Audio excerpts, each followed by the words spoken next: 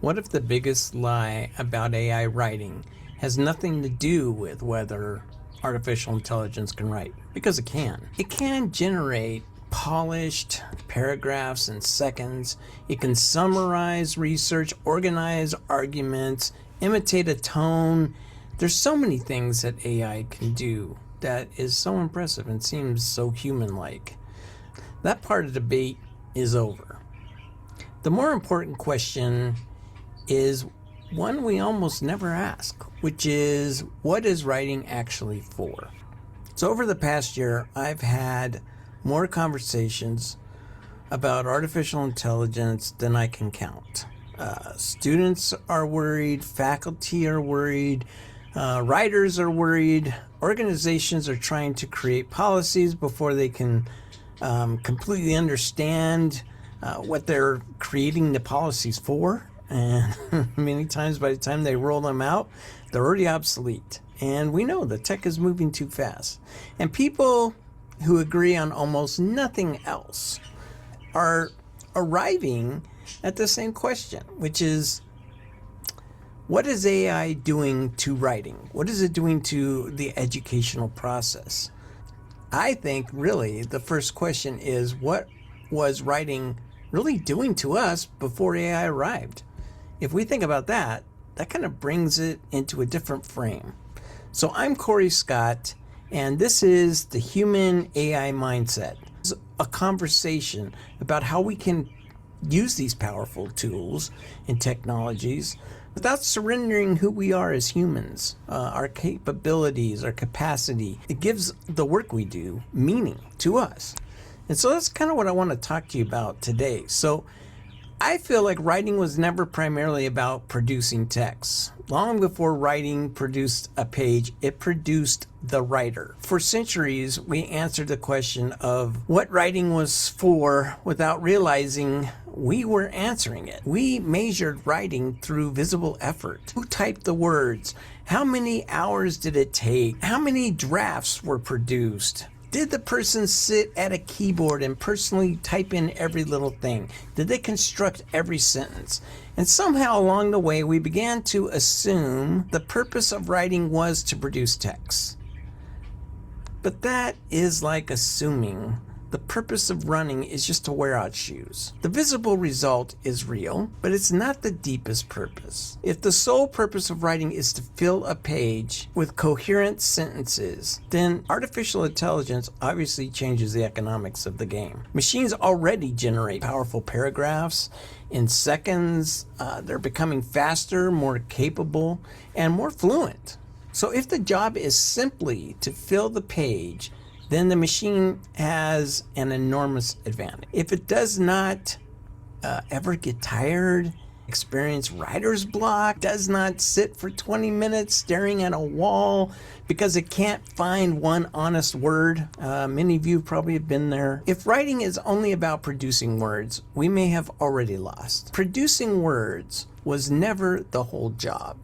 Every difficult sentence requires a decision. Every revision forces you to confront the difference between what you actually mean and what you would merely like to sound as though you mean. So every argument drags assumptions into the light. It asks you to explain what you believe. It asks whether your evidence really supports your conclusion. It asks whether you have earned the confidence with which you are speaking. So the struggle is rarely with the keyboard. The struggle is with yourself. And that's precisely why writing matters. So writing leaves us changed.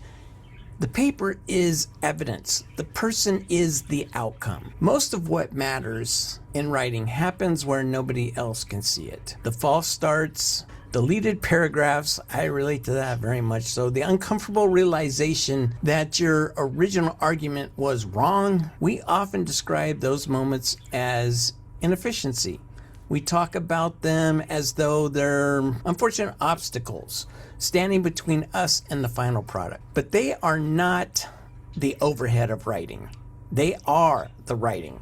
This is the process. Two people can submit papers of almost identical quality and still have undergone completely different experiences to get there. One person may have arranged facts that they already understood and already knew. The other may have struggled towards an idea, reorganizing how they see the world and learning and growing so much by doing that. The pages might look similar when those two turn in the reports, or we read the reports from both of them, but the people do not. We understand this instinctively in almost every other human practice, okay? Imagine an application on your phone that will allow you to sit down at a piano and for the first time instantly perform a concert. We might admire the technology, but we would never say the person had become a musician, because the 10 years of practice were not merely an obstacle standing between the pianist and the performance. The 10 years were the musician. The repetition built in the ear, okay? The frustration built patience. The mistakes built judgment. And all of this became the practice that formed the person capable of producing the music. And the same is true elsewhere. Medicine does not merely produce diagnosis, it forms physicians. Teaching does not merely produce lessons, it forms teachers. Leadership does not merely produce decisions, it forms leaders. So every serious practice leaves behind two things: the visible result and the invisible person who was formed while producing it. And we assume our work was producing our output. Much of the time, it was really producing us. That has never been clearer until the advent of AI. Now there is an objection here that deserves to be taken serious, okay? Artificial intelligence does not, it doesn't really feel like a spell check, or it doesn't simply correct a word that you may have already chosen, okay? It's not going to do that. It does not feel like a patient editor helping you improve an argument. It may help you. It may hand you a complete draft before you have had even a single serious thought, about the subject. And it can produce the structure, the examples, it can create transitions for you. It can imitate your voice. That's what makes this moment different, I think. The unease people feel is not really entirely paranoia. AI reaches deeper into the creative process than almost any previous tools that have ever come. So the word processor changed how quickly we could revise the words. Artificial intelligence can make it possible to avoid developing the thought behind the words, and that should concern us. The danger is not merely that machines can write or that they can write faster than us. The danger is that it offers us the ability to skip the part that was doing the formative work on us. I would say this is where we really need more mature language than either celebration or panic. Two camps here. And I think there's something better somewhere in between. We should not pretend AI is merely another pencil. We should not pretend that using it automatically destroys authorship. So the real question is not, did a machine touch this work? I mean, before long, all of you are going to be on board if you're not already. And we know AI is touching most of the work out there. Let's just be honest. Okay, so that's not going to be the question. Did a machine touch this work? The real question is going to be, what human work still occurred in this work? Did the person examine the claim? Did they make the intellectual decisions? Did they judge the evidence? Did they reject what was shallow, false, or misleading? Did they even think through that? Could they explain why the argument matters? Could they defend it when challenged? Could they carry the idea somewhere that the machine did not take it? That's where the true test is. You can run people's work through all the AI detectors you want. It's just going to prove that, yeah, AI was involved. There's no doubt. You need to run the human through the detector. How much of this work did they know? There's got to be a detector that does that. I mean, I'm sorry, companies out there that have discovered how to detect AI, if you even have yet, which I doubt. That's worthless. we need to understand how to measure the human's involvement, because AI is obviously just another form of technology. It helps us write. So how can we determine that human's level involvement?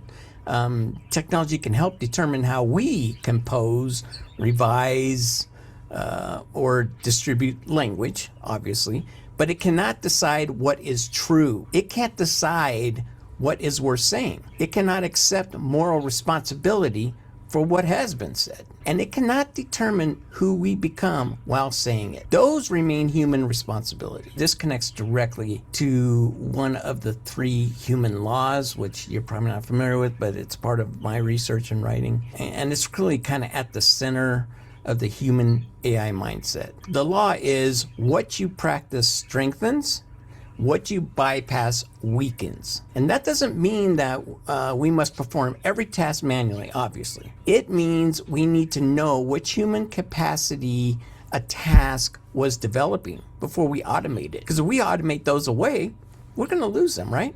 So if I use AI to correct the grammar in an argument, that may be, I would say, assistance. If I use AI to avoid ever forming the argument, that would be replacement, obviously, okay? So the difference is not found merely in the tool. It's found in the relationship between the tool and the person using it. I think it's about time we start talking honestly about this. That connection between the human and the tool, it brings us to what we would call authorship. And for a long time, we treated authorship as though it were a record of who pressed the keys. You typed the word, therefore you're the author. But that definition was always inadequate. Let's be honest. Okay, editors have rewritten weak sentences for generations. Mentors have been handing people central insights that made projects possible. Colleagues have reorganized arguments for us and worked with us to do this. Search engines have reduced an afternoon of research into a few minutes, okay? So a lot of great things have come along that make our current lives as researchers a lot easier than the lives of researchers, say, 20 years ago. If you think about all the different technologies and how they've slowly come on and how they've slowly made it to where our work is becoming easier and easier. Spell check has rescued millions of us, okay, from public embarrassment, me most of all. We accept all of these forms of assistance with not a second thought, because we still believe a human being stood behind the work. And then artificial intelligence arrived, and suddenly assistance became a moral emergency. We began shaming students who admitted using it. I'm a professor. I was there. I've watched it. We began questioning colleagues and their research. There became this like a witch hunt. We're just as guilty as them, but it makes us feel better to shame them. Yeah, we did that. And that, I think, is shameful.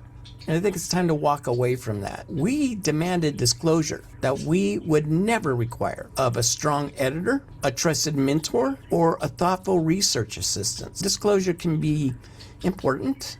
Transparency does matter, but disclosure alone does not answer the deeper question. Authorship is not simply about who generated the first arrangement of words. Authorship is about who chose, who judged, who shaped, who accepted responsibility, who can answer for the result.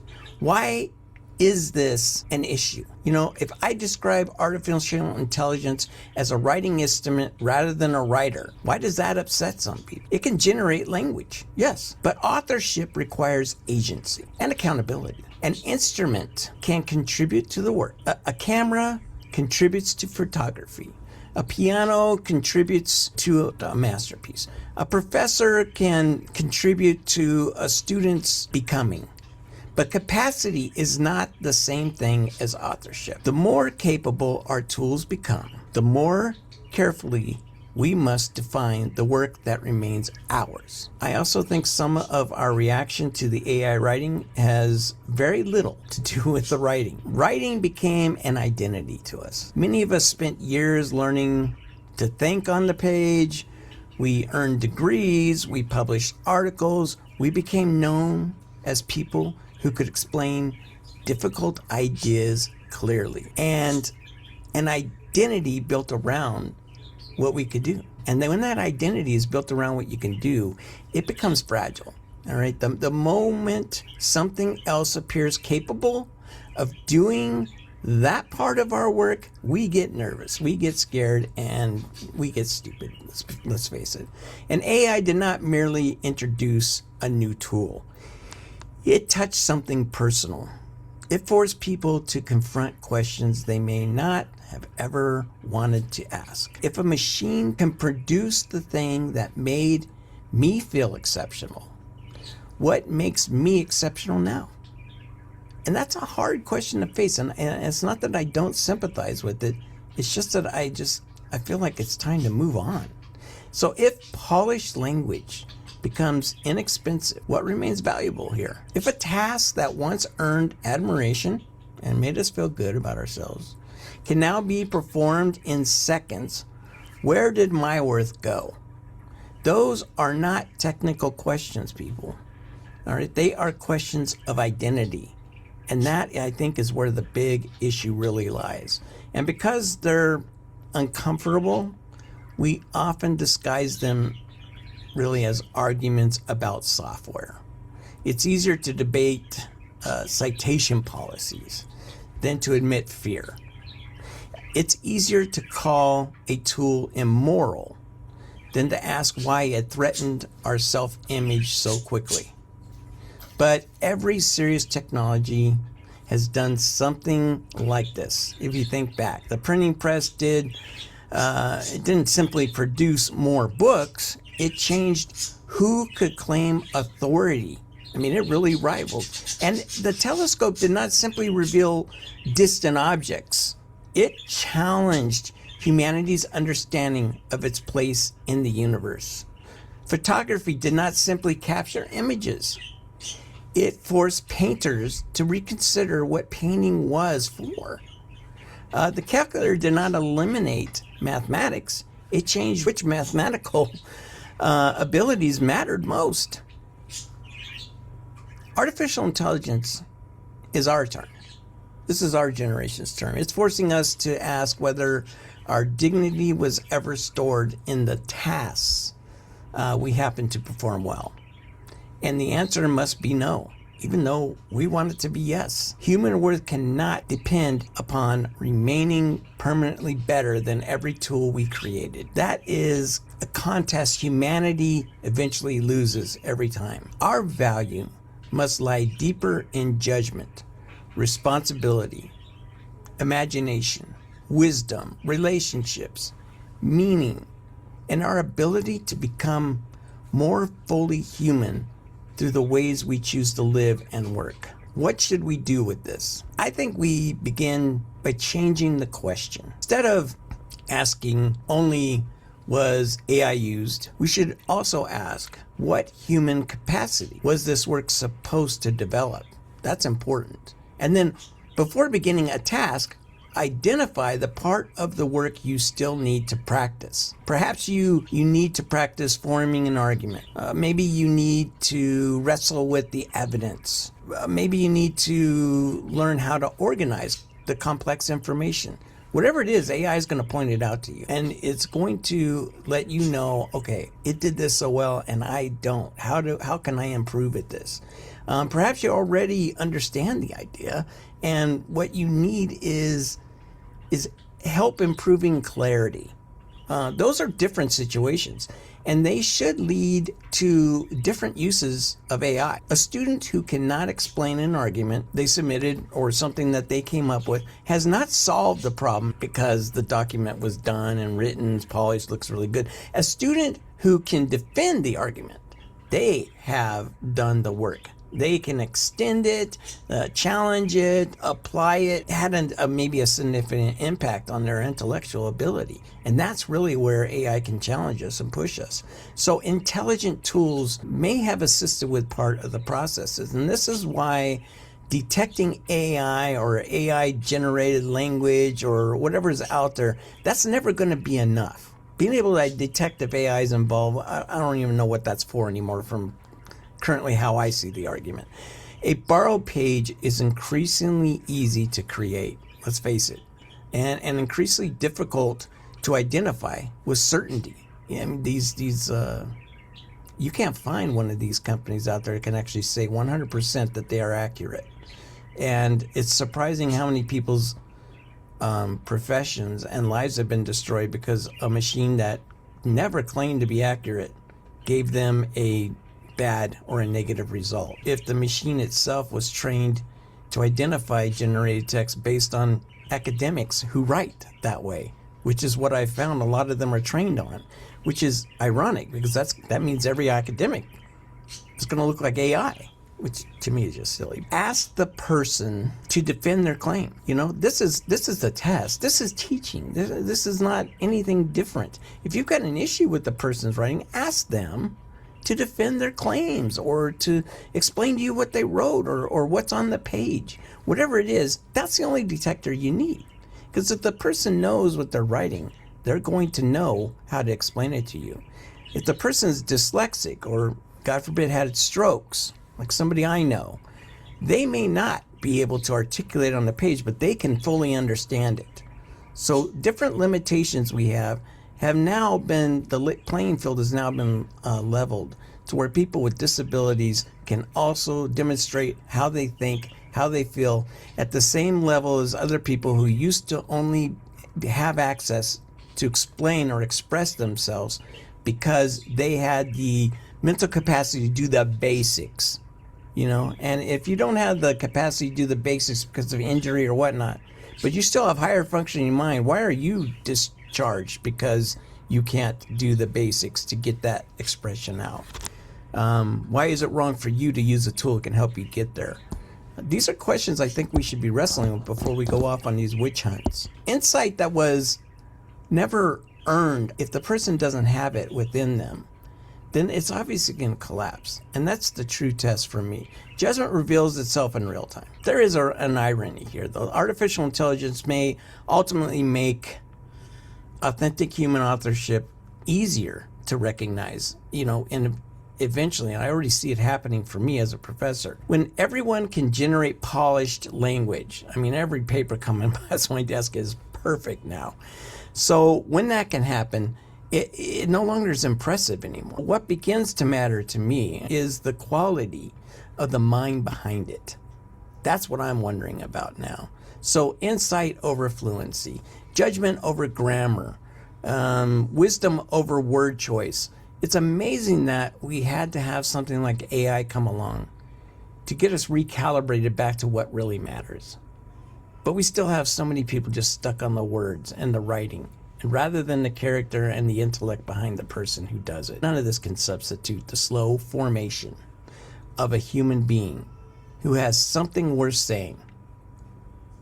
Nothing's going to change. The lazy students are still going to be lazy. And the students who want to learn are going to use AI to learn. That's the differentiator. And that is not going to change. People who want to learn are going to learn. They're not going to suddenly become lazy bumps on the log because AI came along. If there are a true learner who wants to learn, they're going to use AI to amplify their abilities. Let's trust them and AI a little bit. And that's the conversation I hope we'll continue to have together through this, what do you call these things? Blogs? I don't know, I'm new to this. Here's a discussion question I'd like to keep the discussion going with. So where has artificial intelligence genuinely strengthened, okay, your thinking? And where might it be allowing you to bypass something that you still need to practice? I mean, and that is a temptation. But I think to those of us who are true learners, it's a temptation that we experiment with and eventually we bypass because we don't get the satisfaction we want to get from learning. That is the safety net right there. Anyway, been great talking with you guys. This was our first time having a conversation. I hope you come back for more and have a great week. Talk to you later.